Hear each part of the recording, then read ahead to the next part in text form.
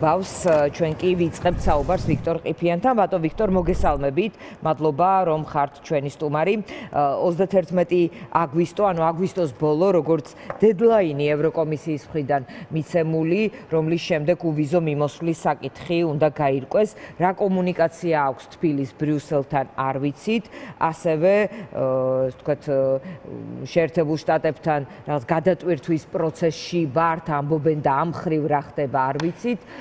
ბოლო ცნობები რაც იყო, ეს იყო პეკინში გამარჯვების აღლუმი, სადაც ასევე ვთქვათ მოყვა საინფორმაციო ველში კომენტირება, რომ იქაც არ არის საქართველოს მიწვეული, სად არის დღეს საქართველოს ადგილი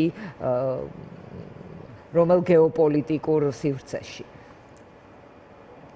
ძალიან მასშტაბურად დავიწყეთ, მაგრამ პირველ რიგში ევროკომისიის დედლაინი, რა თქმა უნდა, იქნება საინტერესო, მაგრამ ვილაპარაკოთ ასევე ჩვენს ადგილს. ალბათ თვითმეტ ყველი იყოს. საქართველოს ადგილი ალბათ საქართველოში არის ჯერჯერობით. რა თქმა უნდა, ასეც უნდა იყოს, მაგრამ ამის მიღმა იმის მიღმა ჯერჯერობით, ხო, ნაკლებად. თუ ვინმე მოლოდინში იყო, რომ 31 აგვისტომდე რაიმე მოხდებოდა თბილისსა და ოფიციალურ თბილისსა და ევროკავშირის შორის, ალბათ ასეთი ადამიანების რაოდენობა ძალიან მცირე იქნებოდა თითზე ჩამოსათვლელი. რეალურად ჩვენ გავდივართ ამ დედლაინზე, ბოლო ვადაზე, ისე რომ ყოველ შემთხვევაში რამდენადაც ჩვენთვის ცნობილი არის საჯარო ველში და ზედაპირზე არანაირი მოძრაობა ამ მხრივ არ არის პირიქით. თუმცა რადიო თავისუფლებას საგარეო საქმეთა სამინისტროდან უთხრეს, რომ მომზადებული აქვს რაღაც ჩეკრული დოკუმენტი, რომელიც გაიგზავნება მოგეთ ანგარიში. ჩვენი მზაობა არსებული ხელისუფლების მხრიდან არაერთის ცხადდება, არაერთის მკიცდება. ჩვენ ხანდახან იმაზე მეტად ვართ მოწადინებული, გავწევრიანდეთ ხოლმე ევროკავშირში, ვიდრე საკუთრივ ევროკავშირი არის.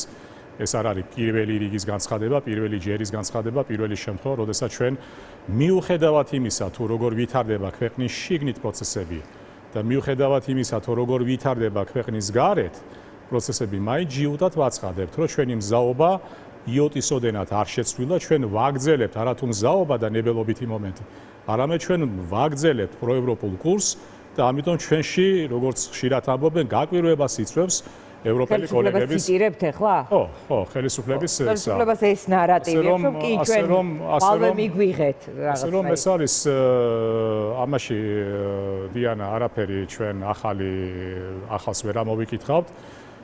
ჩვენ სხვადასხვა ინტერვიუებში, სხვადასხვა შეხვედრებში უფრო შორსაც კი წავსულ ვართ. ჩემი აზრით ქართული ოცნება და მასთან დაკავშირებული ჯგუფები პრინციპულად მომზადებული არიან საიმისოდ, რომ ვიზა, უვიზო რეჟიმი იქნება გაუქმებული.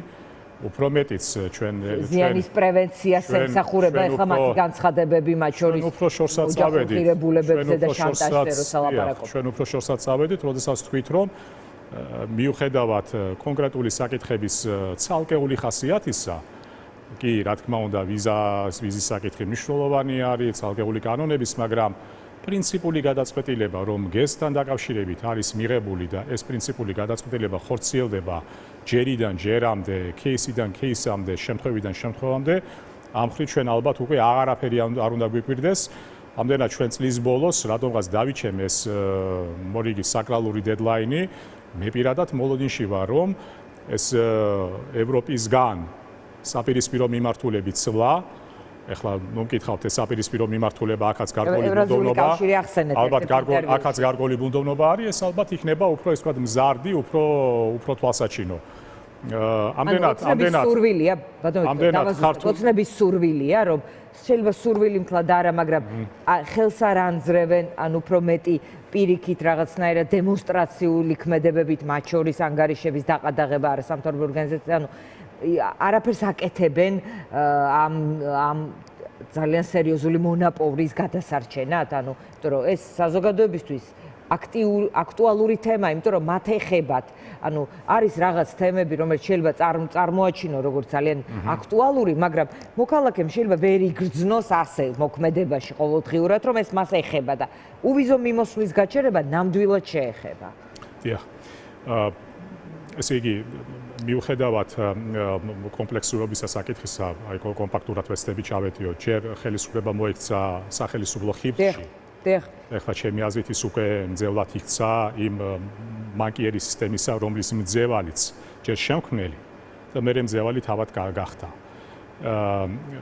ევროპისკენ სვლა, როდესაც შენ ასეთ ტრანსფორმაციას განიცდი, ევროპისკენ სვლა ნიშნავს იმას, რომ შენ უნდა გაიხსნა, უნდა გახდე ღია, უნდა გახდე გამჭვირვალე, უნდა გახდე ანგარიშვალდებული.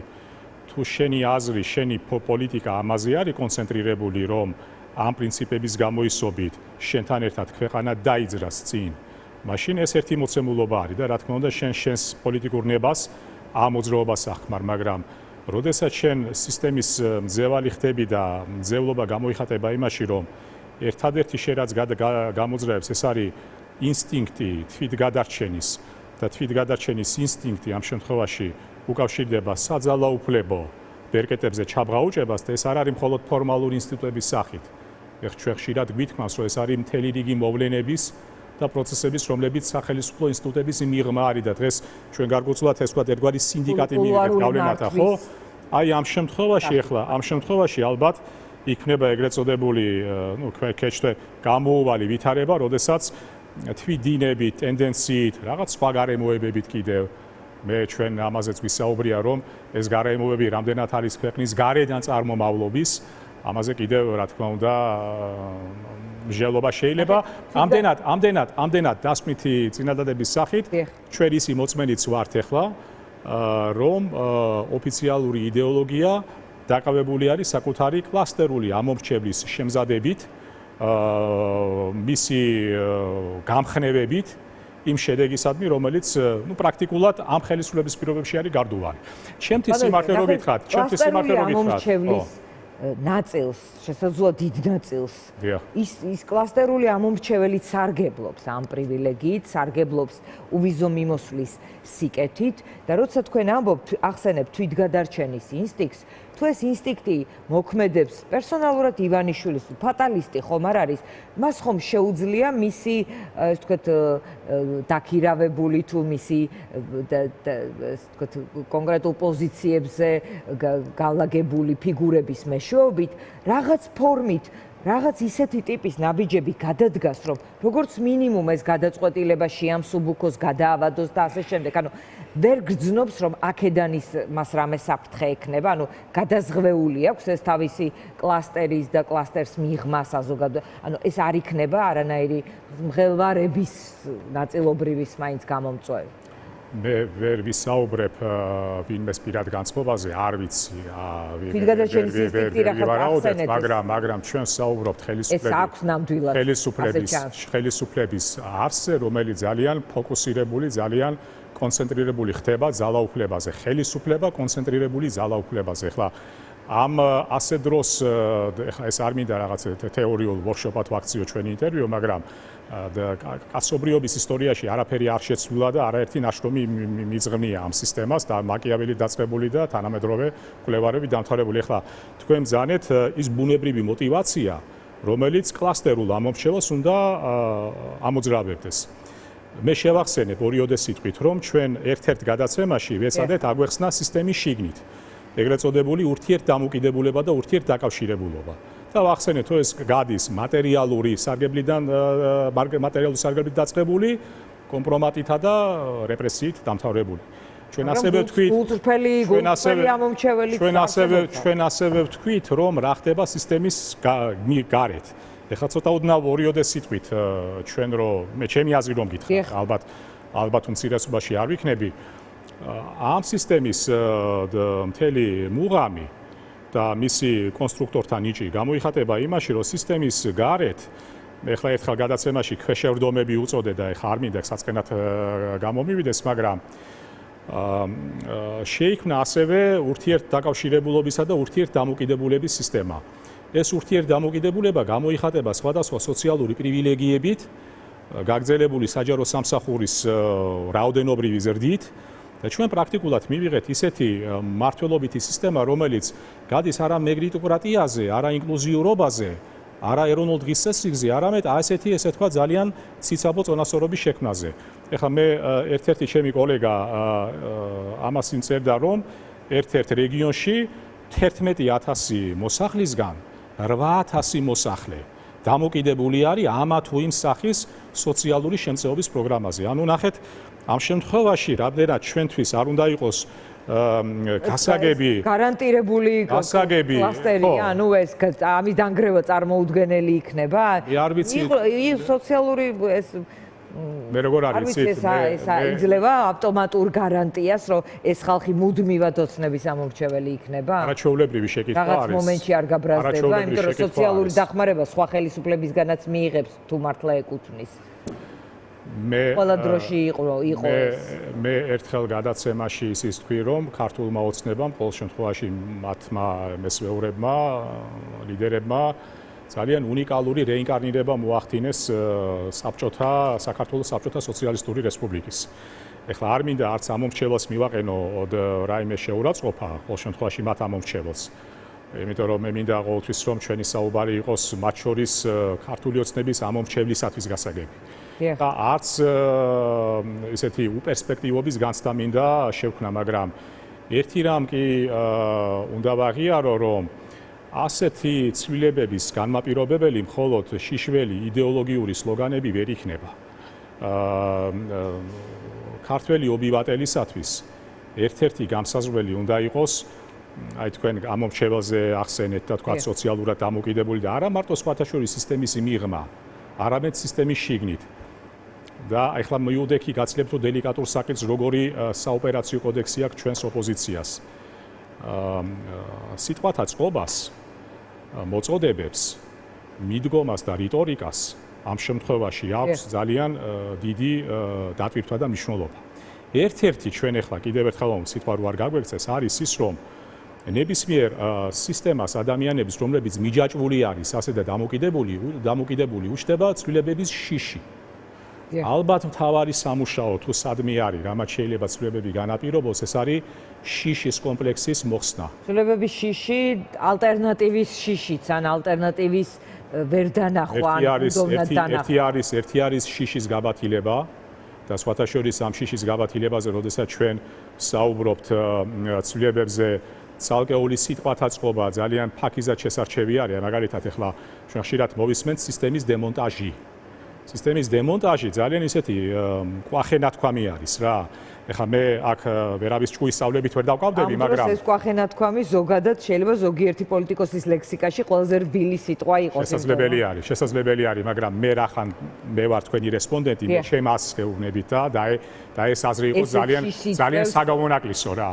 ესე იგი, ისეთ ფაქის სისტემაში, ისეთი ფაქიზი ბალანსის სისტემაში, როგორიც ურთიერთობათა სისტემაში, როგორიც არის ქართული, დემონტაჟი, ნგრევა არის ძალიან ფრთხილად შესარჩევი სიტყვები. მაშინ როდესაც ტრანსფორმაცია, ახლა ის ადამიანები, რომლებიც ახლა ჩვენ ცოტა ეს სოციალური განხრით გავედით, რომლებიც ასე მსუყეთ არიან დამოკიდებული ამ სისტემაზე, მათ ერთ მშვენიერ დღეს თუ არა მშვენიერ დღეს ამის ჩამონგრების განცდა შენ თუ შეუქმენი, რა თქმა უნდა ისინი პროცესის თანამონაწილენი ვერ გახდებიან. კი ბატონო, რაღაცნაირად რეზუმირება რომ ეს ერთი და მეორე ხა თქვენ ალტერნატივა თქვით.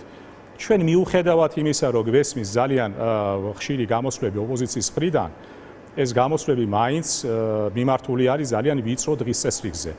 ამ დღის წესრიგში არის მის მთავარი სიტყვა და მთავარი მოწოდება საქართველო.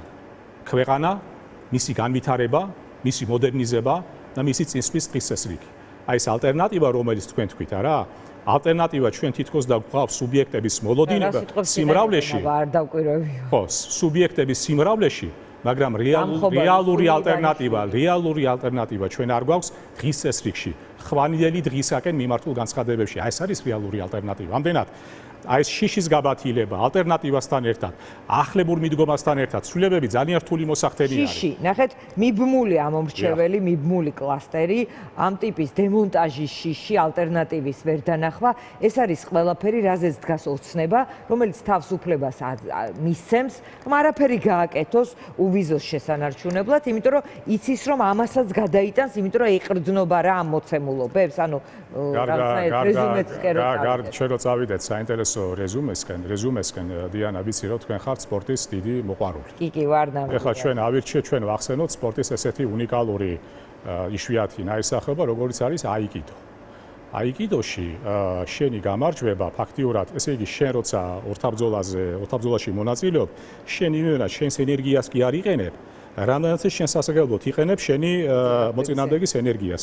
აი ხოლმე ესე მეჩვენება მე რომ ამ აიყიდოს პრინციპით ქართული ოცნება როგორც საკუთარ ამომრჩეველთან, ასევე ქართულ ოპოზიციასთან მიმართებაში და მთლიანად საპროტესტო მოძრაობასთან მიმართებაში ძალიან ჯერჯერობით არც თუ უსარგებლოდ იყენებს აიყიდოს აი ამ ცნობილ ენერგიას.